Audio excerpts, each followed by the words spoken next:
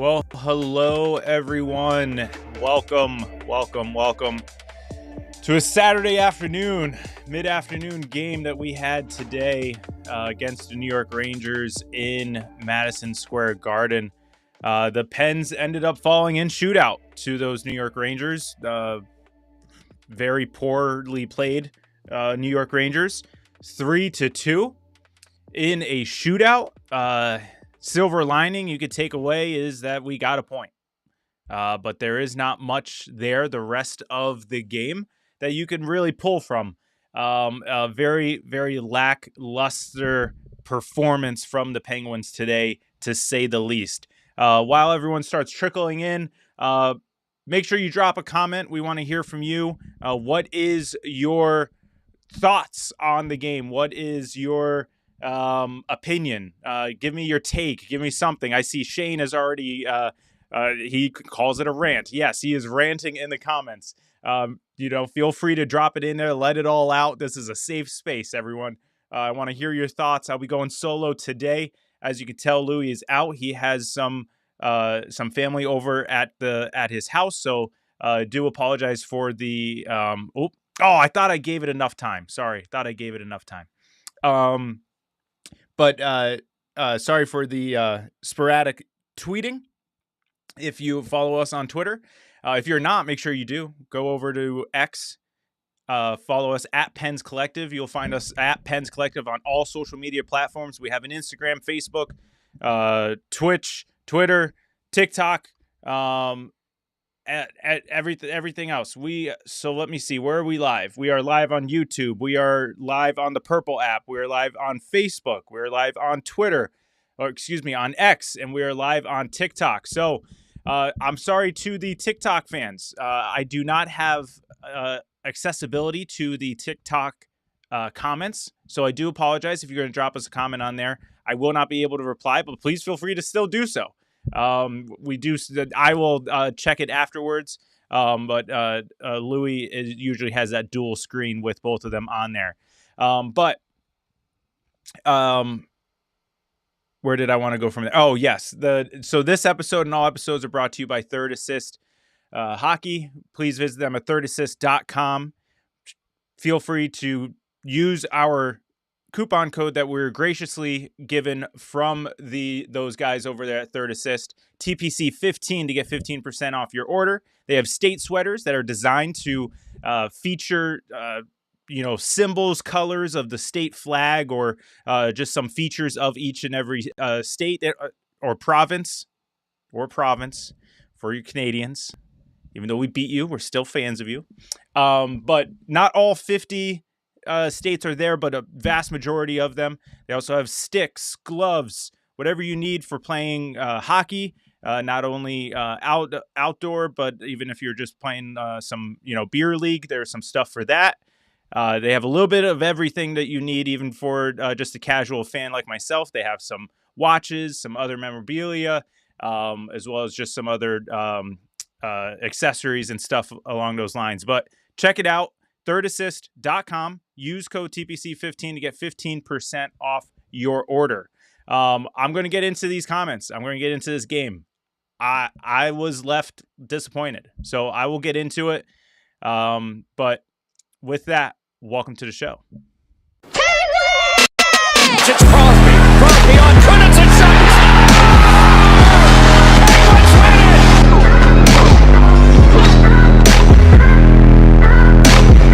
Sees part for Crosby to the goal. He scores! Buckle up, baby. Are you kidding me? And on fade, the shot, he scores! Here's Crosby with a burst of speed up the middle, gets all back, scores! They're a collective. And Kyoto is beating Ninamaki's brains in! What a show!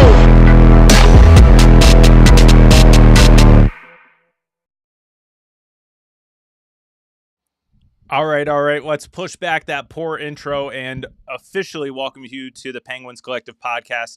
The Penguins fall to the New York Rangers 3-2 in shootout. Only walking away from Madison Square Garden with 1 point. Bad game. Second period on was absolutely horrible. Second period, you can tell this is bad. This is not the way you want to start a rough month. I mean, technically we're ending February, but going into March, we did play the Devils on Thursday. Not a terrible performance. We win that one pretty handily, but I mean, the Devils are they're not that far off from the Rangers, okay? They're not that great, but they do have talent. Today's not the game where you kind of just sit back and just hope that you beat the Rangers. This was a game where you kind of attack and you kind of set the tone for the rest of the month. I felt like this game was very much, oh, it's the Rangers. We're going to beat them. We're going to beat them. So we'll figure it out as the game goes on. And great start. No complaint to start. Played very well first period. Started out hot with a quick power play goal from Mantha on a redirect, and then another power play goal from Brian Rust, who was taken away, which I will get into in a minute. Okay, I will get into a minute. Just want to talk about the overall game first. But the second period on, I mean, it felt like they literally just took the foot off the gas. Yes, I think it was 2-1 in the second, but even when they scored, it was like no one cares. It was as if we were up 5-0. Like there was no pressure. There was no consistent offensive zone time. There was no passing. There was just poor face-offs. It felt like we were losing every face-off. It just was not great at all. And then the third period was just what appears to be a total give up. Near the end of the game, Professional Yinzer in our Discord, shout out Professional Yinzer, and shout out our Discord, but puts in a voice chat just talking about how poor the passing and everything was in the third period, as if they just gave up. And I was literally thinking the same thing, more so at the beginning of the third, but he put this out there in the late in the third. But just an absolute, I don't even know, just a flop of a game. This is the type of game where you hear Mike Sullivan come out, say, we got to coach better. We got to play better. We just got to turn the page. And I get it. We have a back-to-back tomorrow. I think we're playing Vegas. Playing Vegas at home, if I remember correctly. That's another early afternoon start for that one as well. But man, I don't know if they were trying to save their legs for tomorrow, because obviously Vegas is a much better team than New York, and they thought that they can just skate through that third period and win. But that was literally a horrible third period. I'm the silver linings guy. I have no silver linings for that third period. There really wasn't much. The first period, it was great. Honestly, it seemed like they were trying to do all of their work in the first period and then just kind of hang on as long as possible to the lead for that second and third. And I felt like even before they scored to tie it, I just felt like they just gave up and was just like, this isn't our game, boys. Let's just pack it in. But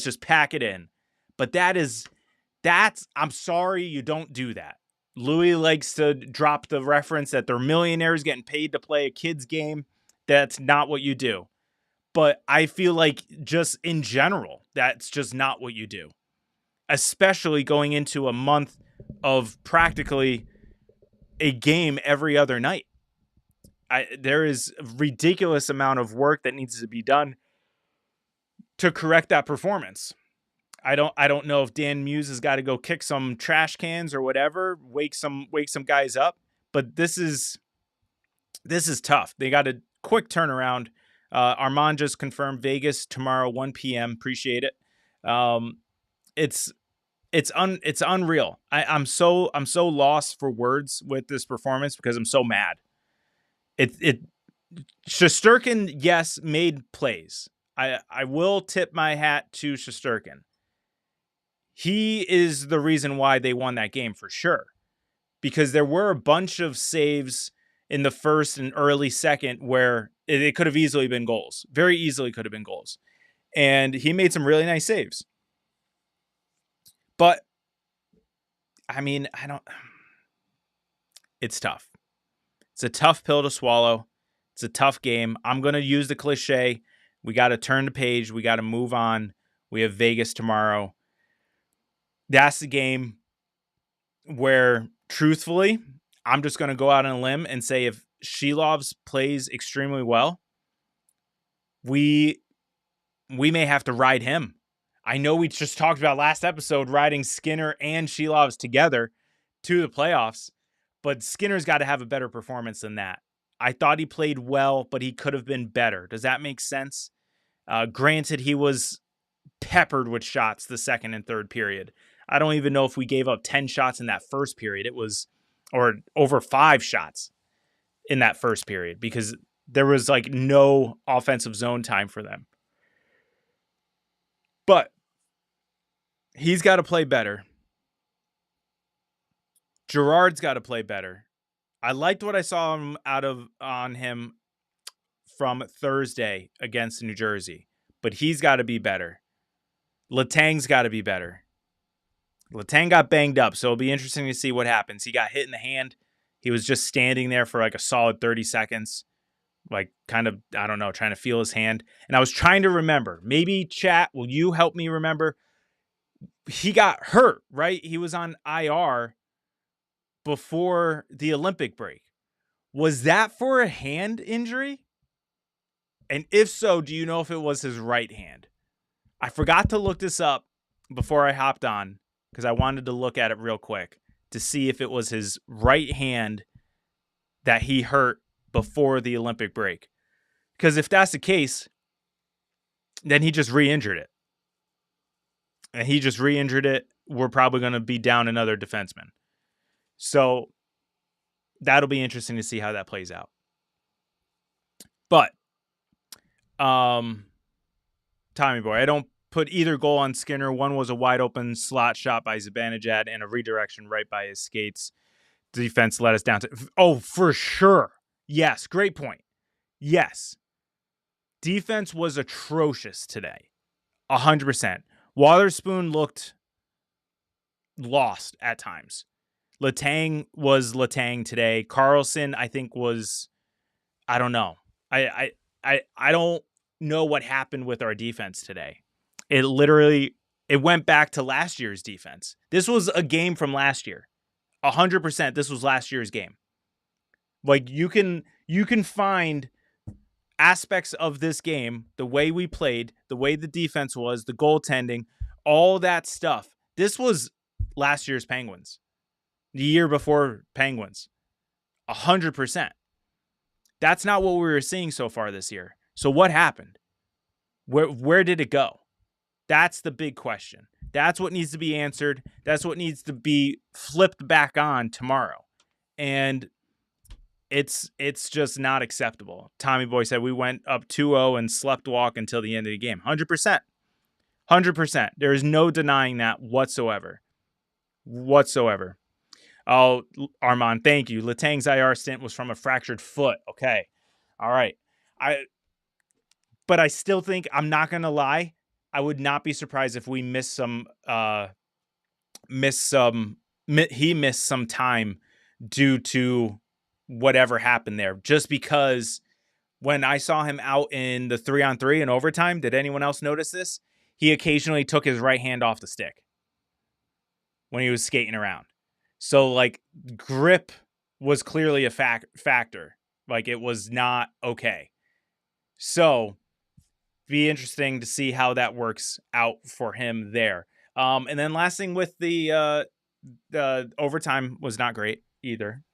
The last 2 minutes, maybe? Last minute, I should say, where Malkin played like 3 shifts in a matter of a minute. I thought that was great to see from him.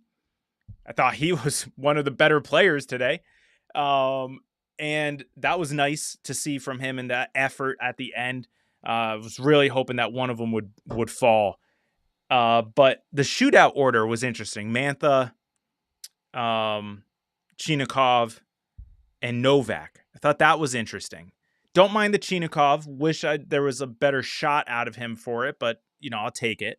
But the Mantha and Novak was interesting. Maybe Hayes. You've done Rust in the past and Carlson. Who else could you? Ben Kindle could have done that. I don't know. It was just interesting. Those were an interesting 3. Again, I don't hate the Shilov's selection. Chinikov selection. Just wish would have been a better shot. But hey, they all can't be perfect. Shane, Kindle at least put a few shots on net. Who else did from the third on? I know, right? Yeah, and even his shift near the end of overtime was nice to see as well. I thought he had nice pressure in the overtime and had a nice little opportunity with a backhand I thought was going to fall, but he's not Sidney Crosby, so unfortunately it did not. I'm scrolling through the comments. Tommy Boy asked, what's the deal with us losing shootouts? Well, previously it was, I think, all except that win was Shilov's. Shilov's was the goaltender. He's got a shootout issue. So a lot of those losses have to do with Shilov's. But yeah, it's not bad. Oh, wow. Yeah, you guys. Whew, Shane, you were not happy. Armand says unacceptable, typical choke job. Shane said, glad the officials can make the Rangers win a game. Somehow Raquel hooked the guy while his stick was behind him and his hand was going forward. Yeah. Yes. And here we go. Let's get into it, okay? Let's get into it. Shane mentions in no way was that goalie interference. Any worse was done to Penguins goalies and no call. 100%. You're not wrong. I'm just going to answer your comment first, address your comment first, and then I'm going to give my 2 cents if anyone cares. But yes, you are not wrong. I'm almost positive earlier this year more has been done to a Penguins goalie. And when we challenged it, it was upheld as a good goal at that time. So it's like, I don't understand how it can be so inconsistent. And I saw during one of the intermissions on Twitter that someone shared, my apologies, late night. Someone shared a picture of a game last night. Now I'm blanking on who the 2 teams were. But there was like literally just mayhem in the crease, and a player is literally looks to appear to be dragging the goalie's pads in the opposite direction of which he's moving, and apparently it was still called a good goal. So you have chaos in the crease, touching goaltender, goal happens, review, goal upheld. That's last night. Today, we have, I don't know, who was it? Mantha? Raquel? It was someone skate in the crease.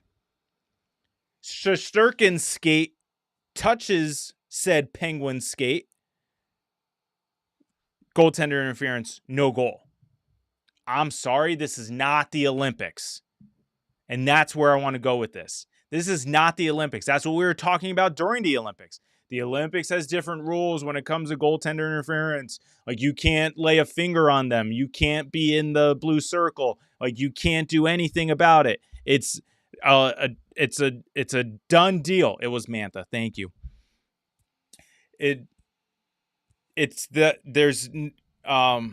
There's no contact whatsoever. You can't be anywhere near the circle.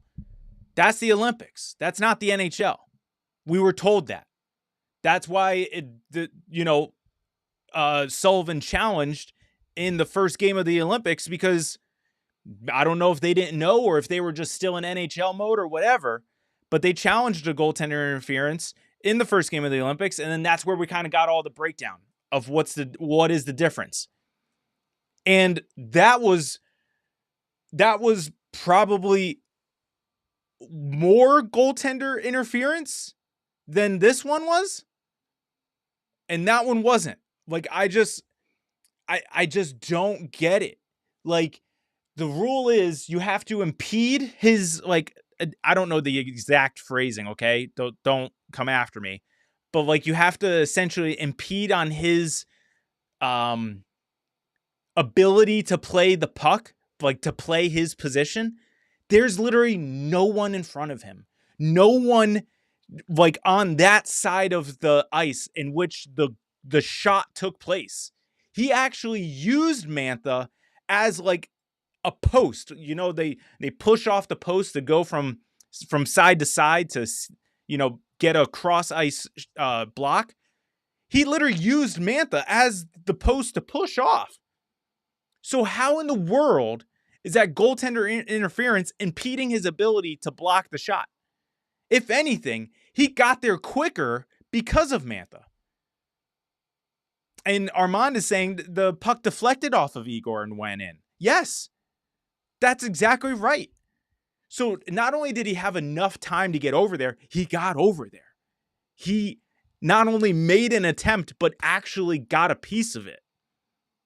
If you make a piece of it, that's you playing your position. That's you playing the shot. How is that not a good goal?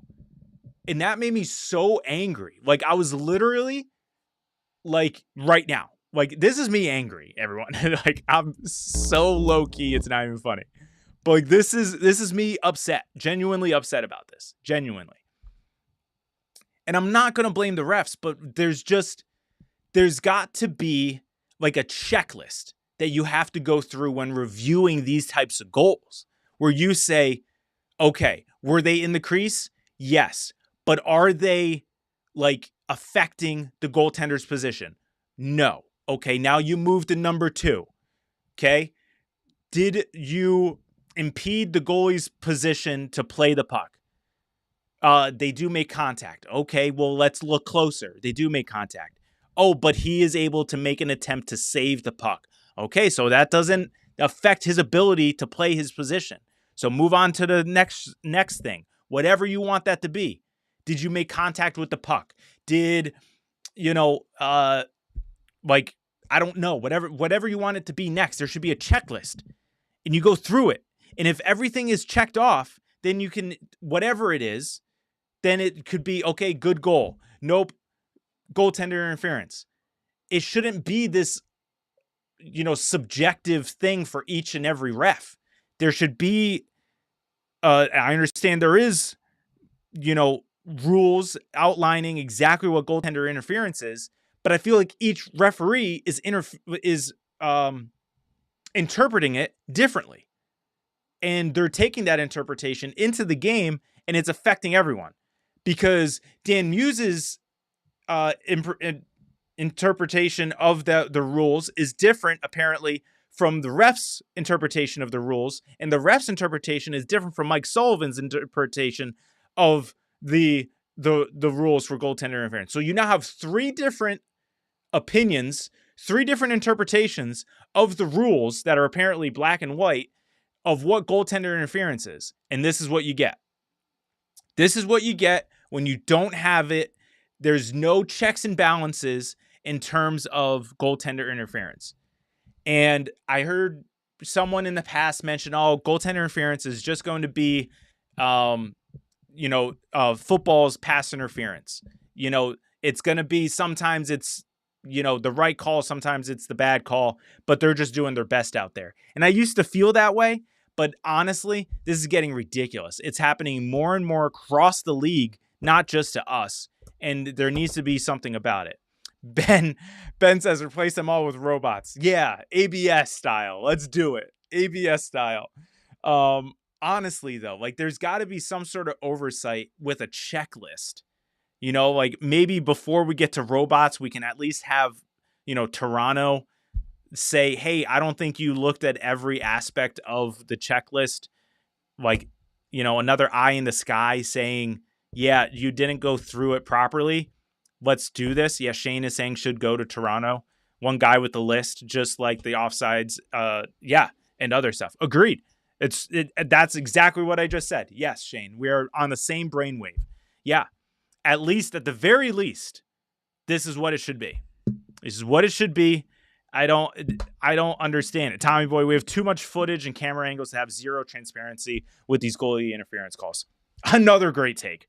The fact that they were able to get an overhead shot of Igor Shesterkin pushing off on Mantha and then say, yeah, no goal.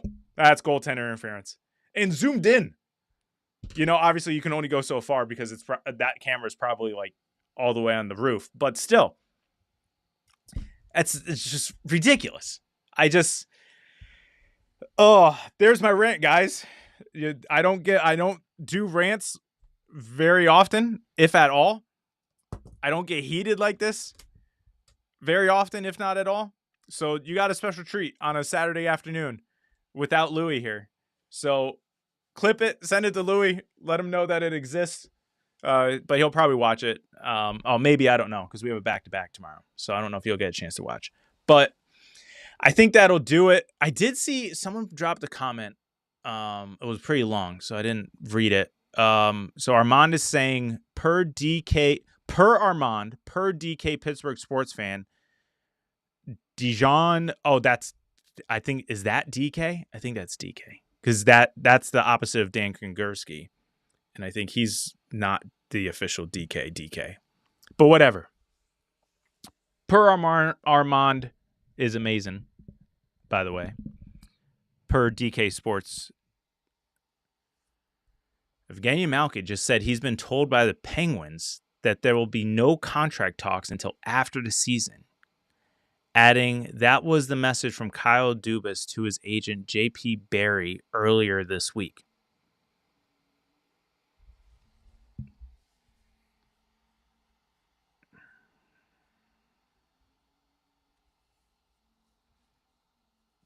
I love Dubas. I don't agree with this. Does he think he's going to fall off? Is he scared of a fall off? And that's why he's not willing to do it now? Because if he does it now and he falls off, then you're like essentially stuck with him. I don't know. I don't like this. It also kind of explains why Malkin had a little giddy up in his step today. Kind of wanted to say, "Hey, you wanna not sign me during the season? I'll show you something about this." I don't like this because it leaves room for like bitterness and resentment. Where if Malkin does want to play another year or two, it'll be elsewhere. If he holds a grudge, if he feels a certain way towards this. Again, we're not getting feelings involved in this, so we have no idea exactly. We don't know exactly verbatim what was said.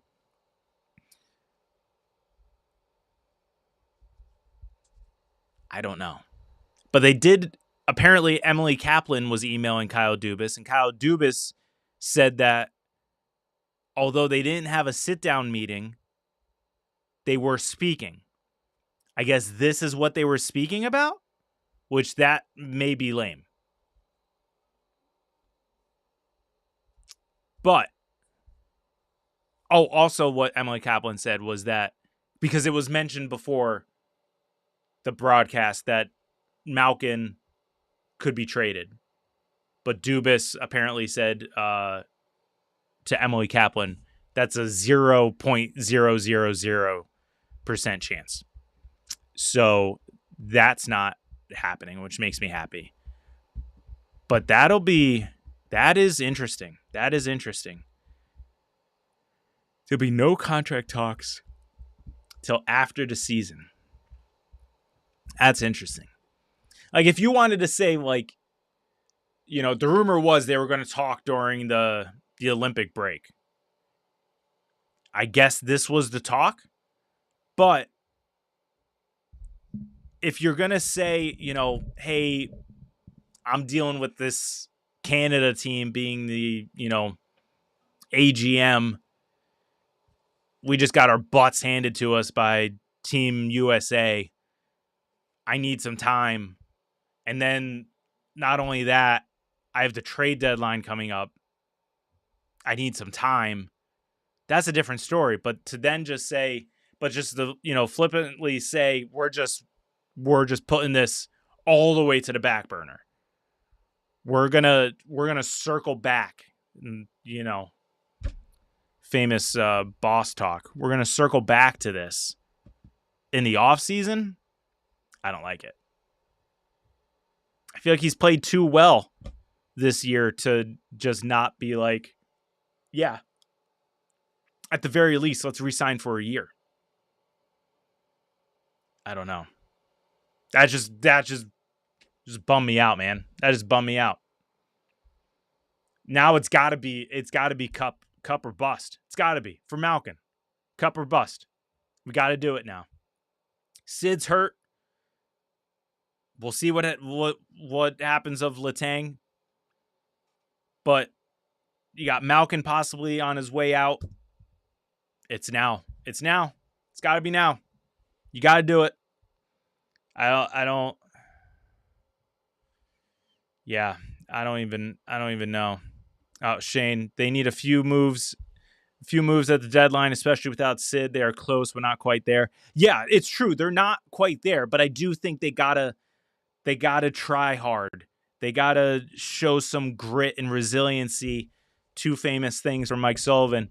Some swagger to try to win this for these guys at this point in their careers and where we are in the playoffs. You know, like Carolina just keeps winning. We got to catch up. So I don't know. Tough, man. This is tough. It'll be interesting. We got less than a week before the trade deadline. See if anything is done to bolster up this roster. It's definitely it'll be tricky because if you do, you're going to have to give up assets, and that's, you know, been what Dubas has been doing lately, is just building up the asset pool in terms of prospects and draft picks. So does he pull the trigger now? Does he wait, see what kind of season we end with, and then try again next year? I don't know. But this news about Malkin, I don't like it. I'd like to see if, you know, we can try to keep him for another year. Craig, welcome to the chat. Welcome to the show. Appreciate you. Let me throw up your comment. I think Skinner could be traded because Dubas is sticking with his plan. Also, I think there will be other moves to help them now and future. It's very possible. We talked about on Thursday after the Jersey game, Craig. You may not have been there, so you may not know, but it's just hard. It's hard to imagine trading Skinner after him playing so well for us after coming here. But I mean, I get it at the same time because he is literally, you know, I resurrected his like career. I don't know. It's just he's playing really well. So, but I get it because he's on an expiring contract. You know, that's like you mentioned. That's kind of what Dubas does. Is that he just takes expiring contracts, moves off of them, and then, you know, kind of like collects draft picks for them. So I don't know. Shane says, rumor has it the Leafs aren't happy having Matthews on the team because he's an American. Oh. Why? Because Steve Dangle is afraid that Trump is going to send the tanks and the missiles to his doorstep to take Canada as a 51st state. Get out of here, man. Get out of here. They booed him on their first game back. See, and that's why Skinner's playing so much better. Because you leave Canada media and you come here where you may not have a great game. You do everything you can to keep them in it. And we're not going to crucify you. I mean, I'm not the media. I'm a fan. So, yes, I was a little bummed that Skinner wasn't able to get us the win tonight, but he's not going to go out and score. So, guys, before I fall asleep, I think we're gonna wrap it up. It's 4:00 on the East Coast for all of you who are. I think everyone's East Coast here, but whatever. Armand is saying I don't see Dubas going all in for this season. No, I'm not saying all in. I'm just saying like. I guess it would be. I guess it would be going all in. I don't know. What's your definition of all in? I don't see him making like a blockbuster trade, but like maybe like a Gerard type trade. Like you're just you're just kind of shuffling the deck. You're not really making a splash, but you're trying to make small incremental movements to get better. Like that's what I think. That's what I think is going to happen. It'd be interesting to see if like they will like help us. I think if they trade Skinner though, I think that's going to be it, boys. I think we're just going to just pack it in. And if we make the playoffs, great. We'll just see what happens. But I don't know. I think trading Skinner is throwing the white flag up. Personally, that's my opinion. I could be way wrong, but that's my opinion. If they trade Skinner, they'll be waving the white flag saying, all right, that was a great 3/4 of a season. Great job, everyone. Let's make it. If we can make it, let's make it. If not, we did the best we could. That's how I see that. I could be way off. But Craig, unfortunately, after Penn's second goal, the Rangers outplayed them too. Much offensive zone play by the Rangers. Yeah. There was multiple times where they were just setting up shop and we were just standing around looking silly. Yeah, absolutely, Craig. Yeah, you're not wrong. We talked about it in the first half of the episode, but yeah, unreal performance from tonight. Unacceptable against that team. If this was a better team and this is what happened, it is what it is. But this is against the Rangers. The Rangers this year are bottom dwellers. They might as well just, practically put McKenna on the roster at this point. They're just that bad. Shesterkin is the only reason why they're in these games. 100%. And if they truly wanted to tank, they would bench him for the rest of the year, trade him, whatever you want to do for Igor. And just literally just pack it in because they're just that bad. I heard that they're already taking trade calls for Vinny Trocheck, so that's nuts. Wins a gold medal with his coach, and then they're like, "All right, see you, thanks, man, appreciate you," and then just kick him out. But hey, whatever. Rangers, that's the Rangers. But. All right, guys, that'll do it. We'll be back tomorrow. Hopefully he's not listening. All right, guys, everyone pay attention. Pay attention. Please, I really hope Louis not watching right now. But tomorrow's Louis' birthday, okay?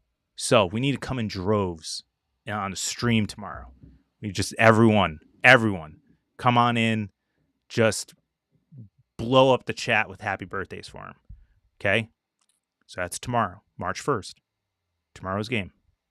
Please, I really hope he's not listening right now because this would be so cool if we just blow it up for him. All right, but thank you all for coming. We'll see y'all tomorrow.